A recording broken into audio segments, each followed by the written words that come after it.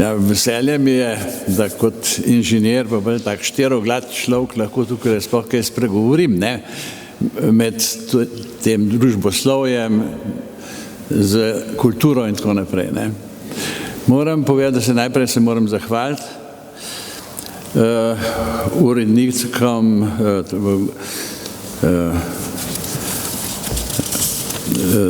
temu inštitutu in sicer predvsem Gregorju Pobežinu, pa Živi Borak, ne, kot urednicama, pa tudi moji hčerki Jani Stanič, ki pa je tista, ki je potem cel arhiv tako uredila, da je zdaj tukaj prišel na ZRC in je pač to cela zgodovina je čist dokumentirana. Ja, zdaj bi pa tako povedal, da to področje, ki se reče Balkan, ne, je bil takoj po drugi svetovni vojni, je imel veliko ogroženih stvari, veliko je bilo tukaj groženj, med temi grožnjami se je potem takratno vodstvo, maršal Tito in so se odločili to, da bojo delali atomsko bombo. In takrat so naredili tudi vse te inštitute, Boris Kidrič, ne, in v Beogradu in Zagrebu in v Ljubljani, inštitut Jožef Štefan. In to nas je povezalo v tistih najhujših časih, da smo mi skupaj delali. In mi smo bili na področju gibanja pri človeku in stroju, Jugoslavija je bila po teži najbližje Ameriki. Ljubljana je bila znana z Lojzetom Vodovnikom kot tista, ki je pionirsko, bi rekel, našla pot v rehabilitaciji delno chromih in chromih invalidov z pomočjo funkcionalne električne stimulacije. Beograd je pa tukaj, je pa povlekel naprej Rajko Tomovič, ki se je prvi spomnil, da prav teh senzorjev se ne uporablja v tehniki in je tukaj naredil senzor, to je beogradska šaka, in Miomir Vukobratovič, ki je pa naredil tazga robota, da je lahko paraplegika ta robot nosil. In mi smo bili tako močni, da smo imeli vsake 3 leta v Dubrovniku to konferenco in tam je nastajala tudi moderna robotika. In sicer glavni problem celega sveta takrat je bilo, kako paraliziranim ljudem vrniti gibanje rok, ne. In posebno potem, ker so še talidomid je še dodatno oslabil situacijo. No, in več vrhunskih teh laboratorijev, med drugim tudi laboratorij Jima Resbika iz Los Angelesa, je delal na teh rokah, da so dali tukaj motorje, ne, in so to migali, ne. Samo nesreča je bila, da so pacienti to vrgali v koš, ker noben ni hotel tega samo nositi, to je bilo tako in tako naprej. No, ampak dejstvo je pa bilo, da smo potem pa ta del, kar je bila Ljubljana, smo pa tako tehnološko in tudi funkcionalno v povezavi z zelo močno podporo zdravnikov in fizioterapevtov in vsega, ne, smo pa tako razvili najlepše stimulatorje, najbolj funkcionalne stimulatorje za odpiranje roke, za dvigovanje stopala in tako naprej. In je Gorenje to proizvodno prevzelo iz inštituta Jožef Štefan pa iz fakultete za elektrotehniko. In mi smo 85. leta Gorenje zasedlo celo Skandinavijo z svojimi rešitvami in svojo tehnologijo. Ko je bila otvoritev te tovarne, je prišel tudi, so prišli vsi tisti Amerikanci in te asociacije, agencije, ki so financirale osnovne raziskave tega gibanja in nam in v Beogradu. In takrat je bilo to tako veselje, da je Ivan Atalšek je videl, da pravzaprav znamo delati tudi take zadeve, ki so čist v ospredju sveta. naši simulatorji, recimo tale za odpiranje roke, to so bili najboljši, sploh pa tudi najlepši, ker jih je oblikoval Davorin Savnik.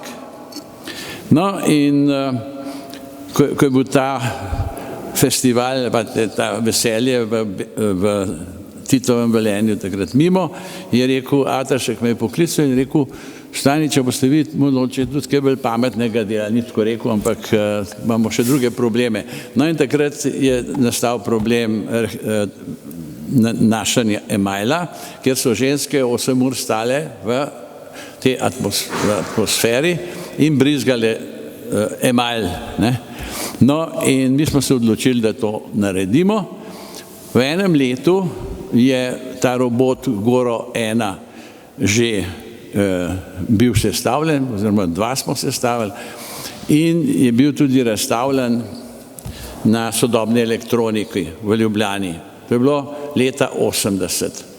Zanimivo je, da je naslov te knjige, ki bi mogla biti recimo robotika in robotizacija, je imel že takrat na sejmu sodobna elektronika humanizacija dela. To se pravi, mi smo že takrat, končni cilj je bil to, da človeka spulimo iz teh grdih delovnih mest, ponovljivih delovnih mest in skušamo ga ohraniti za izrabo njegovih duševnih in miselnih vzorcev. No in tukaj noter v tej knjigi je to rojstvo sploh te ideje napisano, potem je tudi ta povezava med Inštitutom Mihajlo Pupin in Inštitutom Jožef Štefan, kjer smo mi njim naredili krmilnike, oni so pa potem bili tudi osnovi pri mehanskem delu teh robotike in mi smo to krasno delali, to je šlo zelo hitro in takrat je pa, moram reči, pa Marko Bulc je bil takrat predsednik Gospodarske zbornice Slovenije in je pa on videl, da je tukaj pa možnost enega zelo velikega prodora. In 2 dni je vso gospodarstvo, pa vse znanstvenike smo bili na Brdu pri Kranju in z tega smo mi Slovenci naredili en sam projekt, skratka, tako da smo imeli svoj Lego sistem in krmilnike in dajalnike in tako naprej in različne robote in različne tele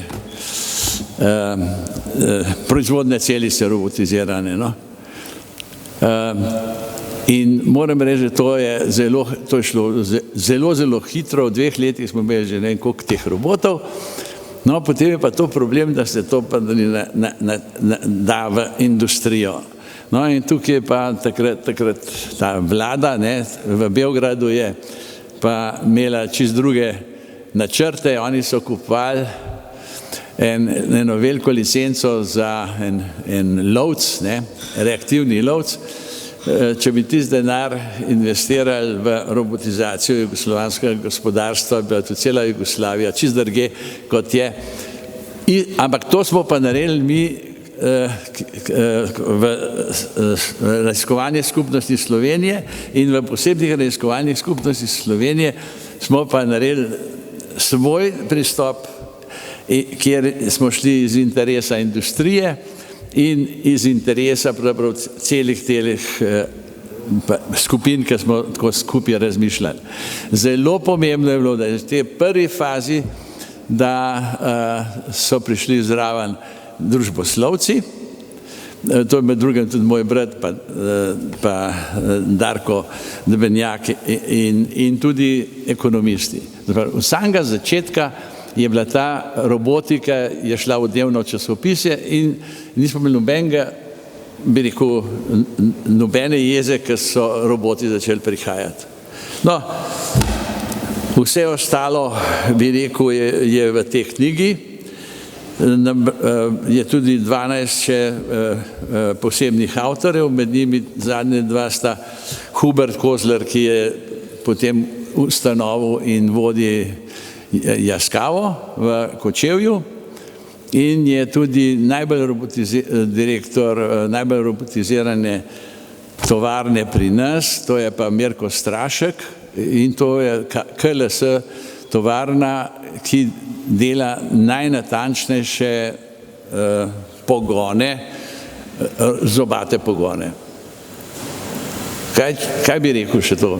Mi smo začeli smo leta 80, ampak sadove pobiramo pa zdaj naše gospodarstvo in naša država pobira sadove zaradi tega, ker smo dovolj zgodaj robotizirali našo industrijo, ki smo jo seveda zelo veliko uničili, ampak to pa za robotizirano industrijo pa lahko narediš visoko kvalitetne izdelke in zaradi tega recimo je dodana vrednost v te tovarni KLS je 150 evrov na delavca. Imajo 260 robotov pa 250 ljudi.